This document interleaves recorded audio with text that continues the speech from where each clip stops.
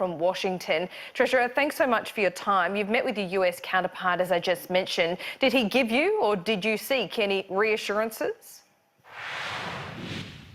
Oh, look, we talked broadly about the importance of the productivity agenda and the strength of our respective economies, but also about free trade. And from Australia's perspective, we strongly support a rules-based trading system.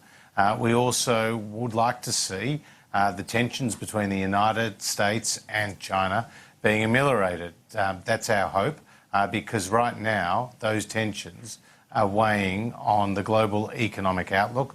We've seen trade volumes be down, we've seen investment deferred, and it was certainly the issue at the top of the agenda for most countries at the G20 Finance Ministers meeting. Well, the G20 will happen next week. The Prime Minister will be there as well. Did you walk away from this meeting today any more positive or less positive about that trade war and that trade deal being done at the G20, or is it going to take longer? Oh, well, look, we've said the United States has legitimate issues that they've raised in relation to trade. But from Australia's perspective, we just would like cool heads to prevail here. We'd like to see the strengthening of the rules-based trading system. And obviously all eyes will be turning to Osaka, where President Trump and President Xi will attend together with Prime Minister Morrison. So any reassurances from Steve Mnuchin, or does this all come down to Donald Trump and how he does this personally on the day?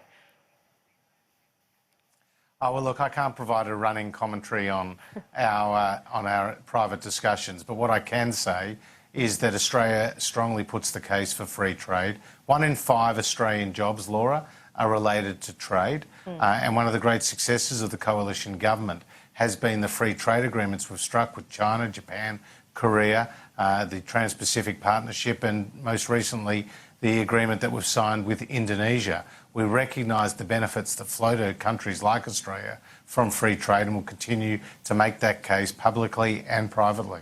Whilst you've been in Washington, has anyone raised the US-Australia refugee swap deal with you? No, they haven't. This has been a discussion and a set of meetings here that is focused on the economy. What they have said to Australia is that our economic outlook is widely admired. The fact is that we're in our 28th consecutive year of economic growth. At 1.8% GDP growth, we're growing second only to the United States among the advanced economies. And we're also maintaining our AAA credit rating with the 3 leading credit rating agencies and bringing the budget back to surplus. And we have net debt to GDP, which is about a quarter of the average across other G20 nations. So the outlook for the Australian economy continues to be positive. We do face challenges, and we've been talking about those challenges here in Washington as well as in Europe and in Japan. What comes down to the state of the relationship with the United States as well, and I don't want to linger on this refugee swap deal, so I'll just ask you one more question about it. The US has resettled more than 500 refugees from Manus Island and Nauru. There was a deal at play here. In exchange, Australia has resettled a total of 2. Does that threaten the future of that deal? Does that threaten further resettlements in the United States? And perhaps it's a little ominous that it hasn't been raised with you.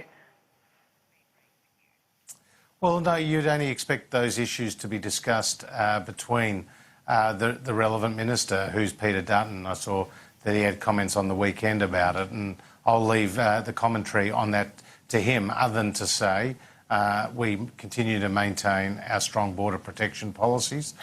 People know that those policies have saved lives. They've also enabled the closing down of detention centres in Australia. And with the United States, as you've pointed out, a number of people have been resettled there.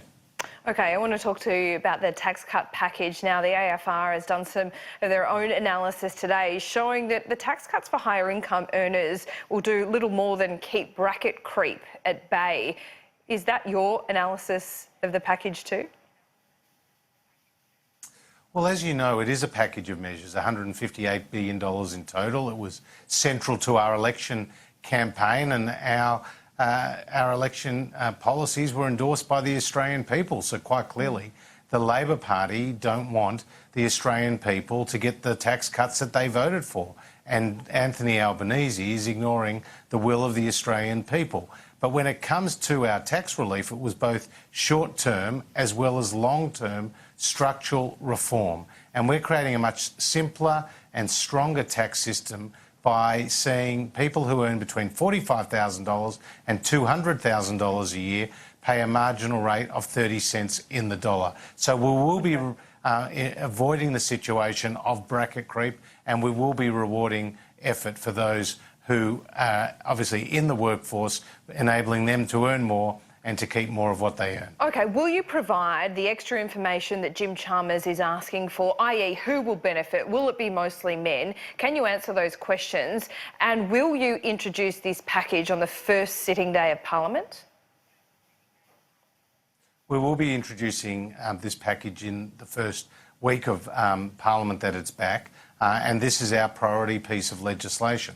As I said, it was central to our election campaign. Now, Jim Chalmers went into the election campaign talking about a mandate for their tax policies. Well, here we are on the other side of an election that they've lost, and they seem to be denying us the same mandate that they were seeking from the Australian people with their high tax agenda. Now, the Australian people voted very clearly in favour of aspiration and lower taxes, and very clearly against Labor's higher taxes and against their redistribution agenda. Now, Jim Chalmers, just as Chris Bowen before him, knew very clearly that what we have provided to the Australian people is the level of information about the tax cuts that they did when they were in government and they were making changes to the tax system. It's $158 billion of tax relief. It's $95 billion to reduce the rate of tax from 32.5 cents down to 30 cents for those who earn between $45,000 and $200,000. And we're not changing the rate of tax for those on the highest income. We're simply focusing on low and middle income earners. All right, just quickly, very quickly, because I know you have to go. Craig Emerson writes this morning that a top marginal tax rate of 49, even 47 is too high. Do you agree with him?